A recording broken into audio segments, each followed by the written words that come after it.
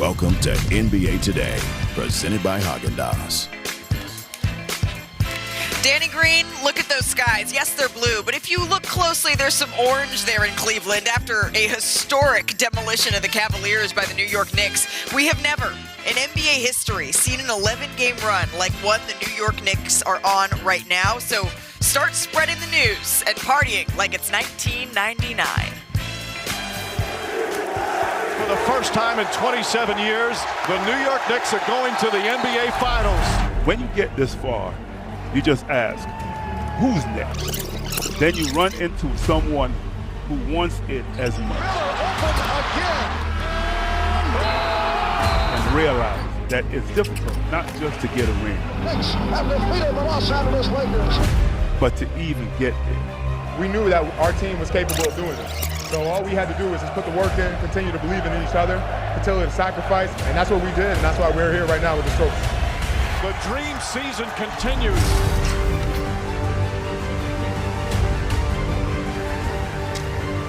The New York Knicks are your Eastern Conference champions, and the Knicks are on their way to the NBA Finals for the first time since 1999. Here's where things stand. They now await their opponent, the Thunder, the Spurs. They're all tied up in the West at 1 game apiece as we welcome you one more time from Cleveland to NBA Today. I'm with the Burgundy Bros here. Excuse me, Malika, this is Merlot. This is Merlot. Well, there was not a whole lot of wine and gold that we saw last night. Brian Windhorst, Danny Green. Cabernet Sauvignon. Cabernet over there. That's the Hall of Famer, Mr. Spears. I'm Malika Andrews. And frankly, guys, I think over the last couple of days, as the conference finals have gotten underway, there's been this discussion that maybe the championship was really being played out in the Western Conference Series. But after, Brian, what we saw from these New York Knicks, I'm not so sure that's the case. Look, I understand that the East is the weaker conference, okay? I understand that all these people out there are saying, well, when the Knicks go play the real teams in the next round, that they're going to be brought back to earth. And maybe that is to a certain extent true.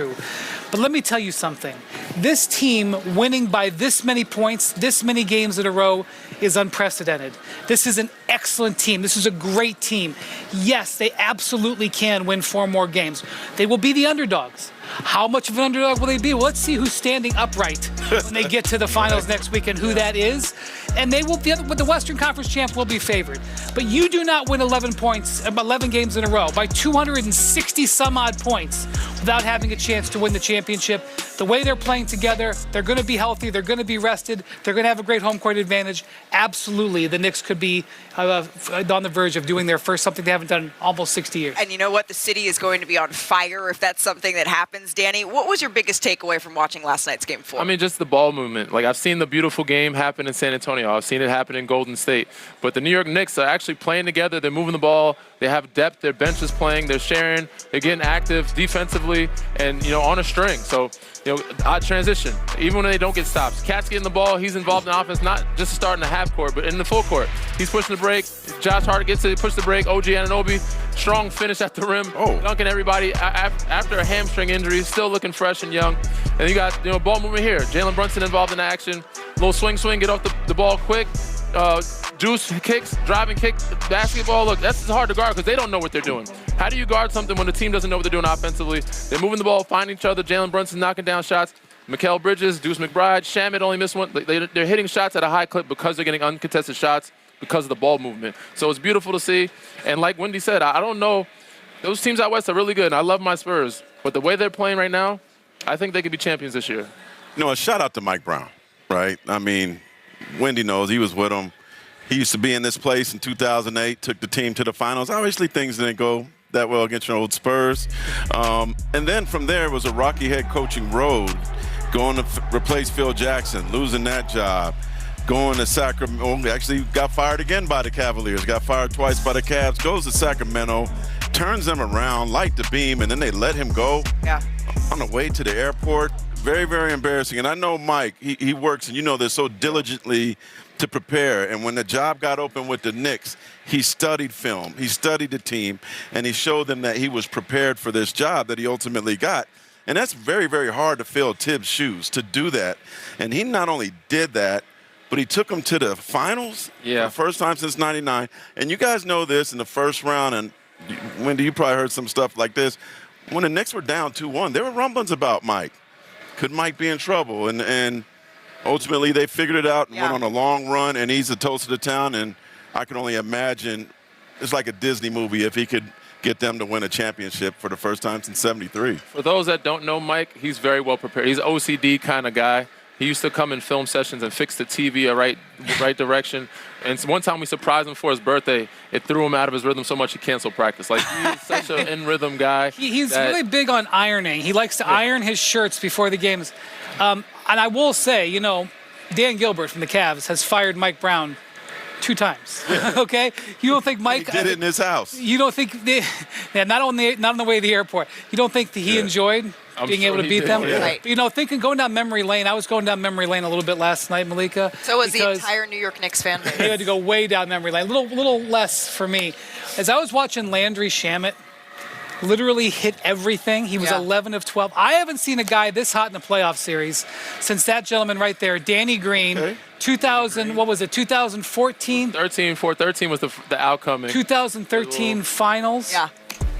This guy could not miss. I remember, what'd you go, like 11 of 13 or something like that? I hit a good couple early on. I got hot early. Man, speak your truth, man. Yeah, it was good. I was so locked into the series. Speak your truth. And when I was watching Landry this series, I was like, he's having a historic run. He's looking like just Steph Curry, like myself, and like those type of moments. Game 6 Clay, like we've seen certain shooters get hot. Right. Shamet had a series that he only missed 1 3-pointer from the 11 of 12. Series. That's incredible. He was 1 of 4 on 2s and 11 of 12 on 3s. Incredible. And you're just seeing right now a New York Knicks team that is entirely and totally together and on a string. The stats back it up. We haven't really seen dominance like we have seen here from the New York Knicks. There is reason here for Knicks fans to be excited. So let's go behind those numbers a little bit here. They haven't just won 11 straight games, as Brian mentioned. They've done it in dominant fashion. They've outscored their opponents by 262 during that win streak. That's the best scoring differential over an 11-game span in NBA history. That's regular season and playoffs. And the Knicks, they've been at their best in closeout games. They became the first team with 3 series-clinching wins by at least 30 points within a single postseason in NBA history. And this series, it's not even really been close, right? The Knicks, they went on that huge run at the end of Game 1.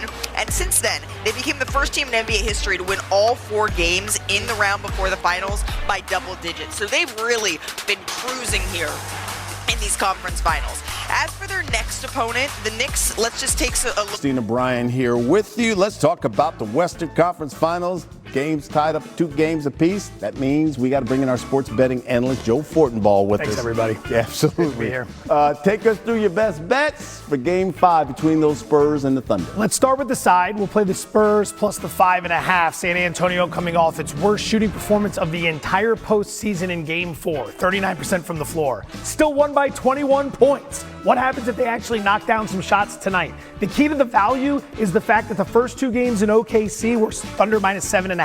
Now it's minus 5.5, but no A.J. Mitchell, and we could be without Jalen Williams as well. Those 2 are worth a lot more to the spread, so I'll jump on the 5.5. Speaking of the scoring issues for OKC, let's go their team total under 110.5 points. They've only gone over this in 2 of 4 games this series, so it's not exactly like they're lighting the gym on fire. The pace has been slower in Oklahoma City than it has been in San Antonio, which means limited possessions, limited shots, limited scoring. And on top of it, again, if you don't have Williams and Mitchell tonight, you will see that offense crater much like it did in Game 4. And then finally, player prop, Chet Holmgren under 13.5 points. With Wemby in his face, his ceiling for scoring has been extremely limited. 14 points is a threshold he's reached 1 time in this series, once.